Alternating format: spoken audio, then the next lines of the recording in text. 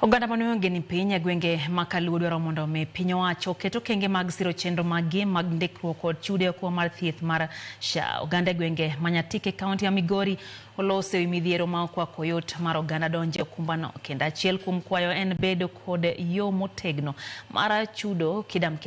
Jafwambo Jo Juma noyore chenro mar ndikruok mabende notime kinde tuke mag Lawi Jaco Foundation kar chung'od bura Manyatike. Chenro no mandiko oganda okumbano mar thieth maonge kaka Social Health Authority kata SHA dhi nyime kaunti ma Migori e kinde ma lipot yango ni mana maromo oganda tamalo 40 kende kaunti ma Migori ema osendikore e okumbani mar thieth. Kweth mawuok e migawo mar thieth ne odhi nyime kod ndiko ji e okumbani mar thieth e kinde piche dhuol mane obagi e sub-kaunti Manyatike kod mong'ere kaka Lawi Jaco Foundation.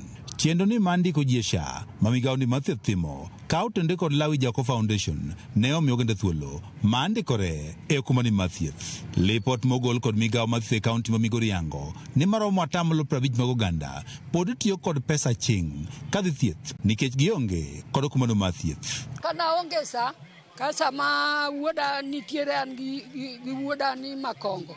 Ene madhi aywak ne Makongo kawuono ta winjo ka ol. Kawuono tuo ni obemba. Koro sendina adhi akwaye ko en go ote adhi e osiptal. Ko onge go athothona. Mine to ahinya mago ma igi oniang' to onge nyalo mar 25 bende ne ochulnegi okumbano mar thieth kod Lawi Jaco Foundation. Waduoko ne erokamano ne kony momiyowa mar ng'adonwa SHA omed dhi mbele kendo omed konyo jomoko. Dwaro konyruok mar thieth. Ka unyalo miya ago erokamano kuom kuyie kaka neno useyiena mondo adhi athiedhra. Ka utiyo tijni umed konyo ji mang'eny kata ok an kenda. Owacho ni SHA okose registration mar SHA okose dhi maber e mioro wuod ka kaluwore ni samoro ji ok ong'eyo ber mar SHA. Akwayo ni kata mana leaders mamoko jotelo mamoko bende okonya e yorni mondo gine kaka inyalo konyo jogo ma ok nyal. Kata bed ni oganda dhi nyime kod ndikore e chenro ni mar SHA, ywak gi maduong' en chudo. Ka thoth giwacho ni ber ka piny owacho koro duogo chenro mar chudo mar dwe ka dwe kaka ne itimo e kinde mokalo. Bedo kod SHA kendo ang'eyo gima SHA en gima ber kendo okonyowa. To gima nakwayo sirikal kuom SHA ni SHA oketo malo kabisa. Onego bed ne kana ichule dwe to ne bet at least ne nyalo miyo joma yuto gi ne piny ne bet nyalo yudo kaka chulo. To kaluwore gi nweng'owa ji mang'eny ok nyalo yudo pesa michulo e higa.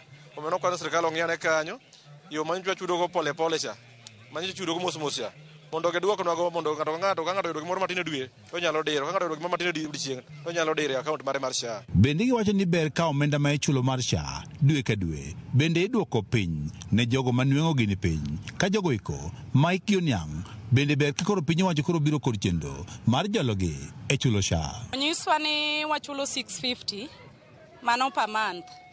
E dwe okonwa ni wachulo e dwe 650 e higa okonwa ni wachulo 7,800. To ne wakwayo sirikal ni pesa mondiknwa mwachulo e dwe SHA ni ong'eny ahinya. No, ka inyalo ketnwago kata gimoro around 400 nyalo bedo maber nikech wan wago ohala matindo. Gikona ni dwe ka dwe agol siling 100. Koro Nyasaye wuone manomiya ka wuoda nomiya adhi chulo. Akwayo sirikal ni mine madongo go gisebedo koka ginyal nikech sani thoth joma tindo iyudo ka ting'o ingowa nikech mine go iyudo ka mine madongo go gibedo mond liete. Kasto wan kaka jawuotgi wan gi majukumu magwa. Ne wakwayo sirikal ni ka ginyalo yie to ginyalo kawo mine madongo go gikaw ting'. George Juma, Ramogi TV, Migori.